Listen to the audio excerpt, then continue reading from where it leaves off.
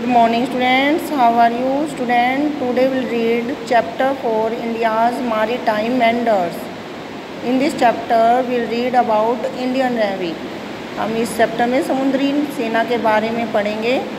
Okay student, reading. Let's read about the Indian navy. चलो हम भारतीय समुद्री सेना के बारे में पढ़ते हैं. The naval branch of the arm force, जो कि आर्म फोर्स की नेवल ब्रांच होती है यानी समुद्री ब्रांच होती है. The president of India serves as the supreme commander. जो हमारे प्रेजिडेंट हैं, इंडिया के प्रेजिडेंट हैं, वो हमारे आर्म फोर्स के सुप्रीम कमांडर का serve as a supreme commander serve करते हैं. And the chief of the naval staff heads the Indian navy. और भारतीय समुद्री सेना के जो नेवल स्टाफ है, पूरी नेवल स्टाफ के चीफ का भी कार्य करते हैं, मुखिया का भी कार्य करते हैं वो. Okay student, let's start. Aman was on tenterhook since morning and found it difficult to concentration on his lessons. Aman, यहाँ पर this story is begin with a boy. अमन है जो कि कंफ्यूज है सुबह से. टेंटर हुक्स मतलब कंफ्यूज है, होना बेचैन है. एंड फाउंड इट डिफ़िकल्ट, और उसे डिफ़िकल्ट लग रहा है to concentrate to on his lessons, अपनी स्टडी पर ध्यान देना. यानी वो बहुत ज़्यादा अपसेट है, बेचैन है, वो अपनी स्टडी पर भी ध्यान नहीं दे पा रहा.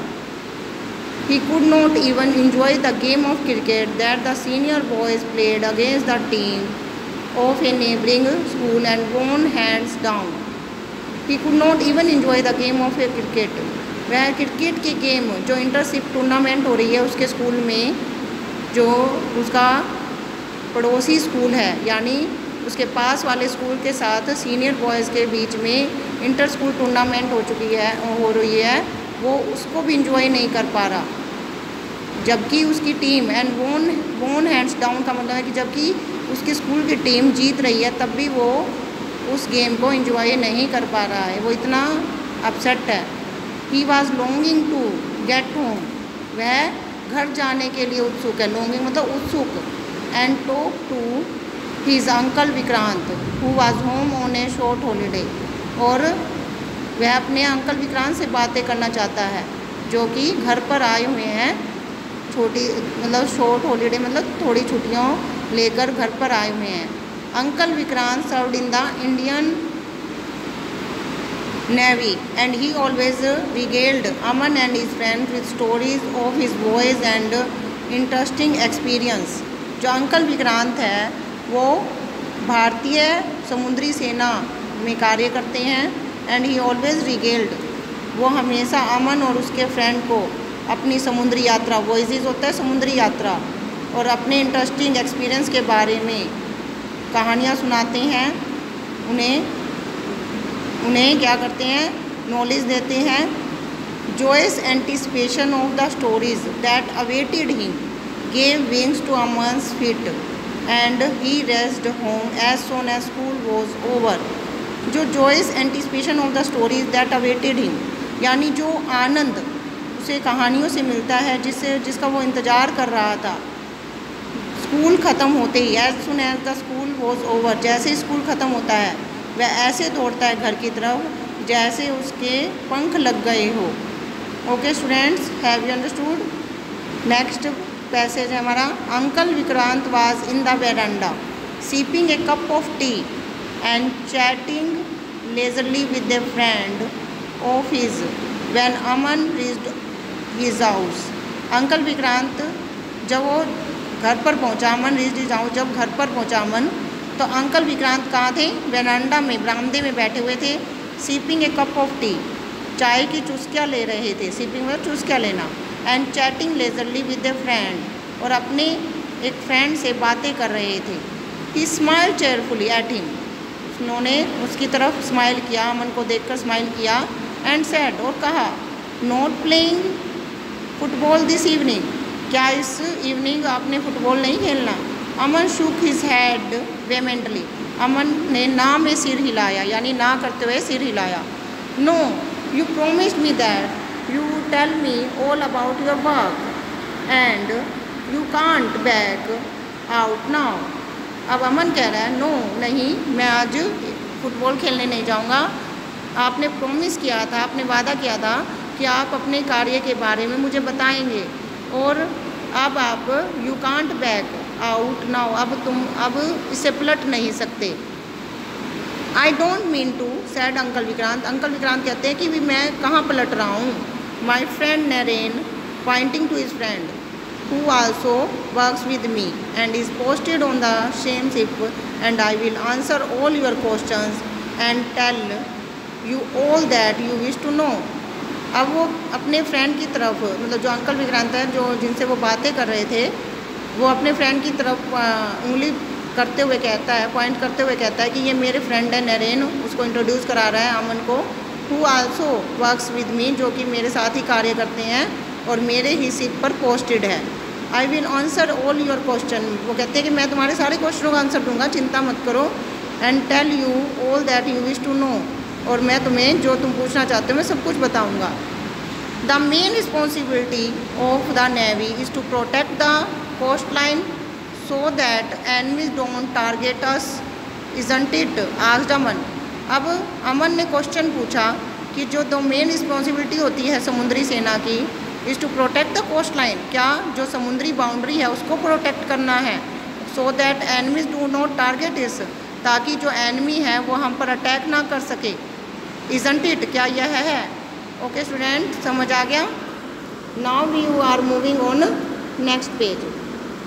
अब अंकल नोडेड एंड सेड, अब अंकल क्या सर हिलाते हुए, नोडेड मतलब सर हिलाना, और कहते हैं यू नो अमन, तुम जानते हो Aman, our country has abundant ocean wealth, कि हमारी कंट्री में बहुत पर्याप्त मात्रा में जो ओशनिक वेल्थ है, यानी बहुत ज़्यादा समुद्री संपत्ति भी है हमारी देश में।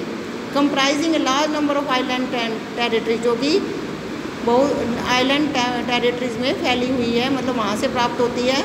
अवर 1 lakh ships pass through the international shipping lanes of this region every year, तो जो हमारे, वो कहता है 1 लाख से अधिक जो समुद्री जहाज हैं वो समुद्री मार्ग से जाते हैं, यानी अंतर्राष्ट्रीय भागों में जाते हैं और इन संपत्ति को भेजते हैं। About 1000 million tons of oil is shipped annually around the world, अब वो बता रहा है कि जो 1000 मिलियन टन से भी ज़्यादा ऑयल जो कि समुद्र से निकाला जाता है वो पूरे देश संसार के सभी भागों में पहुंचाया जाता है। From the oil wells of the Persian Gulf through the waters close to India, यानी इंडिया के आसपास वाले भागों में कहाँ से, पर्शियन गल्फ से निकलता है जो ऑयल वेल्स, पर्शियन गल्फ में जो तेल के कुएँ हैं वहाँ से निकाला जाता है, और वो समुद्री मार्ग से कई संसार के कई राष्ट्रों में पहुँचाया जाता है। तो वो ये बता रहा है, जो अंकल विक्रांत है अमन को ये कह रहे हैं कि हमारा काम बहुत सारा है, हम संपत्ति को भी प्रोटेक्ट करते हैं, जो ओशनिक वेल्थ है उसको भी प्रोटेक्ट करते हैं, उसकी भी टेक केयर करते हैं। ओके स्टूडेंट, नेक्स्ट है and not only that said uncle's friend Naren, fishing, sea food industry, oil and gas from offshore oil rigs, salt, pearls, minerals from the seabed and tidal electricity generation are other benefits that we derive from the seas and oceans। और not only that, वो अब uncle के friend है जो नरेन, जो उनके साथ काम करते हैं, अब वो कहते हैं एंड नॉट ओनली दैट, केवल यही नहीं, फिशिंग जो मछली पालन है, सी फूड इंडस्ट्री है यानी जो कि समुद्र से भोजन प्राप्त होता है उसकी इंडस्ट्री, उद्योग धंधे, ऑयल एंड गैस जो कि समुद्र से प्राप्त होता है, साल्ट नमक, मोती, खनिज लवण, और जो इलेक्ट्रिसिटी जो बिजली हम समुद्र से पैदा करते हैं, बहुत सारे बेनिफिट हैं जो कि हम समुद्र से प्राप्त करते हैं। So we are interested with the responsibility of protecting not only the coast line but also the plentiful natural resources that we have. तो कहता है कि so we are interested with the responsibility, इसलिए हमारे ऊपर ये जो जिम्मेदारी है केवल समुद्री बाउंड्री को प्रोटेक्ट करना नहीं है, बल्कि जो ये नेचुरल रिसोर्सेज जो हमें मिले हैं पर्याप्त मात्रा में उनको भी प्रोटेक्ट करना है। Beside this the Indian navy is also a catalyst for piece, tranquillity and stability, और इसके अलावा जो भारतीय समुद्री सेना है वो समुद्र में स्थिरता और पीस, शांति वगैरह बनाए रखने के लिए भी उनका ये भी उनका कार्य है कि समुद्री सेना का कि हमारे देश सुरक्षित रहे। It also provides succor to smaller nations when these nations are in need of humanitarian assistance and relief from natural calamities such as tsunamis, floods and cyclones. अब आगे वो कहता है कि it also provide succour to smaller nations, यानी अब वो कहता है कि जब छोटे छोटे राष्ट्रों पर प्राकृतिक आपदाएं आ जाती हैं, जैसे कि नेचुरल क्लैमिटीज़ मतलब प्राकृतिक आपदाएं, जैसे कि सुनामी, फ्लड वगैरह, साइक्लोन वगैरह आ जाता है, भूकंप वगैरह आ जाता है, तो उनको रिलीफ हेल्प देना, मानवीय सहायता देना और भी कई तरह से रिलीफ देना, ये भी हमारा कार्य है, हम वो भी कार्य करते हैं। Okay student, now we are moving on next passage. Aman sat lost in thought for a moment. Aman अब बैठ गया और कुछ पल सोच में डूब गया। What a great responsibility the Indian navy had. अब वो कहता है कि कितनी बड़ी जिम्मेदारी है जो इंडियन नेवी निभाती है, इंडियन नेवी के पास है। No wonder his uncle looked preoccupied sometimes. भाई इसमें कोई हैरानी की बात नहीं है कि मेरे अंकल हैं वो कभी कभी बहुत ज़्यादा व्यस्त दिखाई देते हैं। सडनली ही सेट अप स्ट्रेट। अचानक से वह फिर से सीधा बैठ जाता है। How many ships do you have in the navy uncle he asked. अब वो पूछता है कि हमारी जो नेवी है, समुद्री सेना में लगभग कितने जहाज होंगे, समुद्री जहाज होंगे। The Indian navy is a formidable force today. अब वो कहता है कि जो भारतीय समुद्री सेना है आज के टाइम में इतनी डेंजर सेना बन गई है, मतलब बहुत ज़्यादा डेंजरस ऑक्यूपाइड हो गई है, मतलब जब बहुत ज़्यादा डेंजरस सेना बन चुकी है, पावरफुल सेना बन चुकी है। सैड अंकल विक्रांत ने प्राउडली कहा, गर्व से कहा, वी हैव 144 शिप्स। हमारे पास 141 समुद्री जहाज हैं, एंड सब मैरीन पनडुब्बियाँ हैं, और मोर देन 200 एयरक्राफ्ट, और 200 से ज़्यादा एयरक्राफ्ट हैं। Hours is the 5th largest navy in the world now. जो हमारी इंडियन नेवी है वो अब संसार की 5वीं बड़ी समुद्री सेना है। Okay student, I admire your uniform said Aman with a shy smile. अब वो कहता है कि मुझे आपकी यूनिफॉर्म पर भी, मुझे आपकी यूनिफॉर्म से प्यार है, मैं आपकी यूनिफॉर्म की भी एडमायर करता हूँ, प्रशंसा करता हूँ। Said Aman with a shy smile. Aman ने बड़ी शर्मीली मुस्कान देते हुए कहा, I think you really look very handsome in it. मुझे लगता है कि आप बहुत हैंडसम लगते होगे इस यूनिफॉर्म में। Thank you said uncle and Naren together. अब वो अंकल और उसके जो फ्रेंड है नरेन, वो इकट्ठे उनसे धन्यवाद कहते हैं। बट डू यू नो, क्या तुम जानते हो, वट आवर मोटो इज़, हमारा मोटो क्या है। It is shanno Varuna, a Sanskrit saying. ये हमारा मोटो है शानो वरुणा, ये एक संस्कृत कहावत है, विच मीन, जिसका मतलब है may the lord of the oceans be auspicious unto us, कि जो समुद्री भगवान है वो हमें प्रोटेक्ट करे, हमें हमारे ऊपर कृपा बनाए रखे।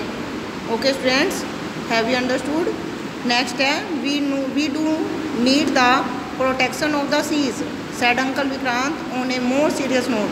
अब अंकल विक्रांत बड़े गंभीर उससे कह रहे हैं, गंभीरता से कह रहे हैं कि we do need the protection of the seas, हमें समुद्री इलाकों की प्रोटेक्शन की बहुत ज़रूरत है। One of our most daring and courageous operation took place on 3rd and 4th December 1971। जो हमारा सबसे डेयरिंग और करेजियस साहसी ऑपरेशन हुआ था वो कब हुआ था, वो बताता है कि 3 और 4 दिसंबर 1971 को हमारा सबसे बड़ा डेयरिंग और करेजियस ऑपरेशन हुआ था, मतलब हमने बहुत ज़्यादा साहसिक कार्य किया था। ड्यूरिंग द इंडो पाक वार, इंडो पाक युद्ध के दौरान, इंडो पाकिस्तान युद्ध के दौरान, many of Pakistani ships were destroyed in the Karachi harbour. कई जो पाकिस्तानी समुद्री जहाज है कराची हार्बर यानी कराची की बंदरगाह पर, वो हमने क्या कर दिए थे, डिस्ट्रॉय कर दिए थे, ख़त्म कर दिए थे, बिल्कुल तहस नहस कर दिए थे। Is that the reason why 4 December is celebrated every year as navy day. अब अमन पूछता है कि यही कारण है, इज़ दैट द रीज़न, यही कारण है वाई 4 दिसंबर, कि 4 दिसंबर एवरी ईयर प्रत्येक साल नेवी डे के रूप में मनाया जाता है। यू आर स्मार्ट, तुम स्मार्ट हो। Aman said uncle Vikrant, uncle Vikrant ने कहा। Patting his nephew's head affectionately, और अपने जो भतीजे का यानी अमन का सिर प्रेम से पैटिंग यानी उसे शाबाशी यानी पैट उसे थपथपाते हुए कहा। Yes such a daring feat deserves to be recalled every year doesn't it, क्या इस तरह के डेयरिंग फिट को रिकॉल नहीं करना चाहिए हर एक साल, क्या नहीं करना चाहिए। अमन नोडिड हैप्पीली, अब अमन सर हिलाते हुए मतलब खुशी से हैप्पीली सिर हिलाते हुए कहते हैं, सर हिलाता है हाँ। Thinking of how proud the nations would have been of her heroes, भाई कितना राष्ट्र के इन नायकों पर प्राउड होगा राष्ट्र को कि भाई वो उसके बारे में सोचता है कि कितना मतलब साहसिक कार्य करते हैं ये हीरो।